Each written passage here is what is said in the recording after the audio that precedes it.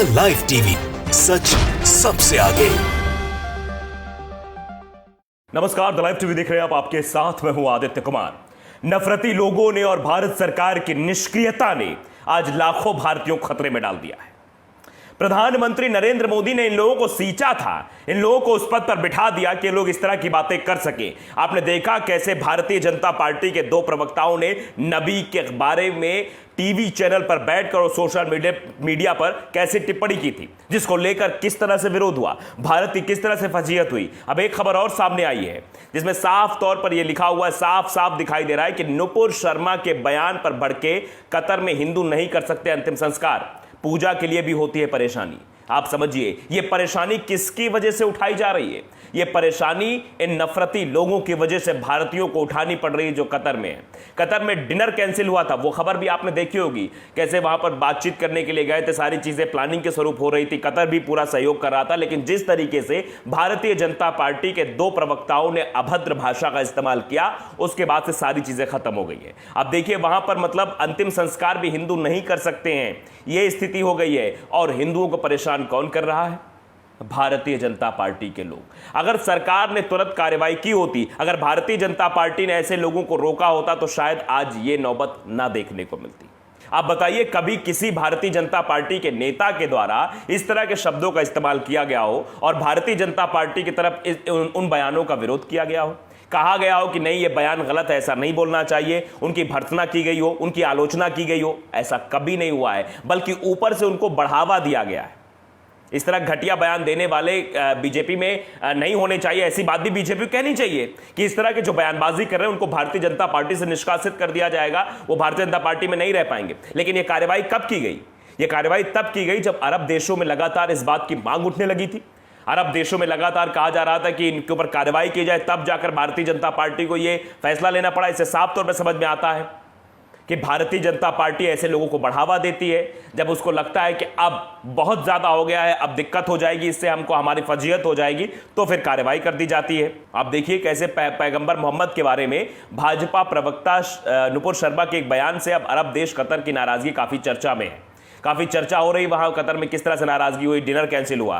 दिलचस्प बात यह है कि कतर में इस मामले में अपनी नाराजगी का इजहार कर रहा था, तब भारत सरकार का उच्च स्तरीय शिष्टमंडल वहां आपसी संबंधों को मजबूत करने के लिए दौरा कर रहा था। अब संबंध कैसे मजबूत होंगे साहब? कतर तो सीधे तौर पर नाराजगी जता रहा है ना। वहां तो संबंधों को मजबूत करने के लिए उच्च स्तरीय शिष्टमंडल वहां पहुंचा था, शिष्टाचार की वहां बातें होनी थी, लेकिन वहां तो बातें हो रही थी शिष्टाचार की, लेकिन यहां पर भारतीय जनता पार्टी के नेता शिष्टाचार भूल गए थे। वो लगातार ऐसी टिप्पणियां कर रहे थे कि पूछिए मत। अब समझिए कि यह सवाल उठता है कि आखिरकार ऐसे लोगों को क्यों नहीं रोका जाता है, इन पर कार्रवाई पहले क्यों नहीं की जाती? क्योंकि साहब खुद ही बांटने और नफरत फैलाने वाली बयानबाजी करते हुए आपने कई बार सुना होगा। शमशान कब्रिस्तान की बात किसने की? याद कीजिए, कपड़ों से पहचान की बात किसने की थी? और यह भी याद कीजिए कैसे कहा गया था कि हिंदू तो आतंकवादी हो ही नहीं सकता, यानी सीधे तौर पर इशारा था कि आतंकवादी कौन हो सकता है, मुसलमान या फिर इस्लाम। यह इशारा था सीधे तौर पर। आप समझिए, मतलब यह कहना कि हिंदू तो आतंकवादी हो ही नहीं सकता। और आप देखिए भगवा आतंकी किस तरह से आतंक फैला रहे हैं। तो जब पीछे से सपोर्ट दिया जा रहा है, फुल सपोर्ट दिया जा रहा है, तो इसीलिए इस तरह घटनाएं लगातार बढ़ती चली जा रही है। कर्नाटक में आपने देखा एक के बाद एक ऐसे घटनाक्रम सामने आए। क्या भारतीय जनता पार्टी की तरफ से कोई बयान आया? क्या स्वयं प्रधानमंत्री की तरफ से कोई बयान आया? या मुख्यमंत्री ने इस बात का खंडन किया हो कि नहीं देखिए सब गलत हो रहा है, सब बर्दाश्त नहीं किया जाएगा, एक मुसलमान की दुकान तोड़ दी गई है, वहां पर ऐसे घटनाक्रम हो रहे हैं, ये बिल्कुल गलत है, हम इस पर कड़ी निंदा करते हैं? नहीं, कभी भी कड़ी निंदा नहीं की गई। हां, कुछ फैसले तब लिए गए जब प्रेशर खूब हो गया, चाहे वो धर्म संसद के मामले पर रहा हो।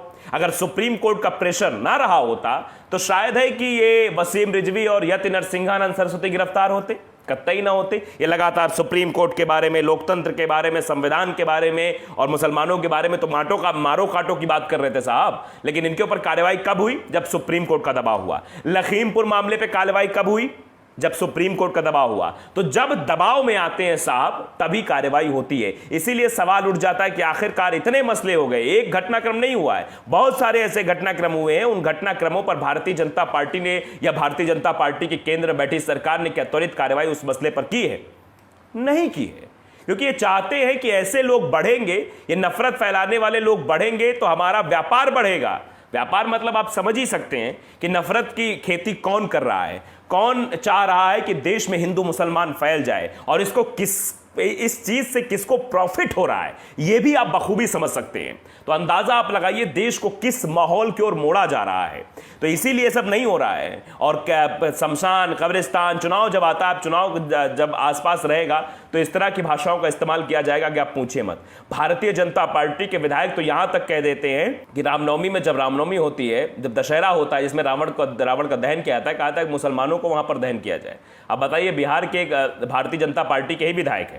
तो आप अंदाजा लगाइए कि भारतीय जनता पार्टी के नेता, विधायक, मंत्री कैसी भाषा का इस्तेमाल करते हैं। इसी वजह से इस देश में ऐसा हो रहा है। आप समझिए कि नुपुर शर्मा का जो बयानबाजी ना हुई होती तो आज कतर के साथ अच्छे हमारे संबंध होते, अच्छी बातचीत होती। एक शिष्टमंडल पहुंचा था वहां बातचीत करने के लिए, उपराष्ट्रपति भी वहां पहुंचे थे। शाम को डिनर किस लिए कैंसिल हुआ? इन नफरती लोगों की बयानबाजियों की वजह से डिनर कैंसिल हो गया। अपने आप में भारत की बहुत बड़ी फजीहत है ये, इससे आप अंदाजा लगा सकते हैं। दरअसल उपराष्ट्रपति एम वेंकैया नायडू के साथ गेबान, सेनेगल एवं कतर की 8 दिवसीय राजकीय यात्रा से लौटने के बाद राज्यसभा सदस्य सुशील मोदी ने बताया कि भाजपा कुछ नेताओं के आपत्तिजनक बयान के बाद की गई कार्रवाई से कतर में राजनयिक संतुष्ट दिखाई पड़े। थोड़ा बहुत उन्होंने बताया कि हाँ संतुष्ट दिखाई पड़े, लेकिन कार्रवाई तो भारतीय जनता पार्टी की तरफ से हुई है ना, भारत सरकार की तरफ से कोई कार्रवाई नहीं हुई है। एक धर्म के समुदाय के बारे, उनके गुरु के बारे में इस तरह की भाषा का इस्तेमाल हो रहा है, पैगंबर साहब, नबी साहब के बारे में इस तरह की भाषा का इस्तेमाल किया जा रहा है, तो उसके बाद तो भैया कार्रवाई करनी चाहिए ना। भारत सरकार को भी एक्शन लेना चाहिए, FIR करानी चाहिए, तुरंत गिरफ्तार करना चाहिए। लेकिन ये कार्रवाई तो सिर्फ भारतीय जनता पार्टी के द्वारा हुई है, उन्हें पार्टी से निष्कासित किया गया है और कुछ नहीं किया गया है। तो अब आप समझिए कि हालात क्या से क्या है। वहां पे ये हो रहा था कि चीज़ें जो है सुधर हो जाएंगी, कतर से हमारे भारत के संबंध अच्छे हो जाएंगे, जिससे जो वहां पर भारतीय रह रहे हैं उनको यहां लाने में, और उनको जो वहां सुविधाएं मिलती हैं उनसे उनकी भी बातचीत हो रही थी कि उनको वहां पर सुविधाएं दी जाएं। लेकिन इन भारतीय जनता पार्टी के नेताओं ने उन लाखों लोगों को जो वहां पर रह रहे, खासतौर पर कुछ बिहार के ज़्यादा लोग वहां कतर में रहते हैं, उन लोगों को मुसीबत में डाल दिया है, उनको परेशानी में डाल दिया है। क्योंकि अब उनको जो सुविधाएं मिलने की बात चल रही थी कि उन्हें और सुविधाएं दी जाएंगी, वो सुविधाएं शायद अब रोक दी जाएंगी। कि हेडिंग ही देखिए, आप सीधे तौर पर लिखा हुआ है कि नुपुर शर्मा के बयान के बाद भड़के कतर में हिंदू नहीं कर सकते अंतिम संस्कार, पूजा के लिए भी होती है परेशानी, पूजा के लिए भी वहां परेशानी होती है। इस बारे में भी बातचीत चल रही थी, सारी चीजें हल होने वाली थी। लेकिन अगर भारतीय जनता पार्टी के लोग हैं तो वो चीज़ें और क्रिटिकल हो जाएंगी, हल नहीं होंगी, उनका कोई हल नहीं निकलेगा। क्योंकि ये नफरती लोग हैं, ये नफरती बीज बोले वाले लोग हैं। इनको पहले पैदा किया गया होगा। आप देखो नफरत कहाँ से उगती है। नफरत को हवा दी जाती है, उसको बाकायदे सींचा जाता है कि तुम नफरती बन जाओ, उसके बाद ही नफरती बनते हैं वो लोग।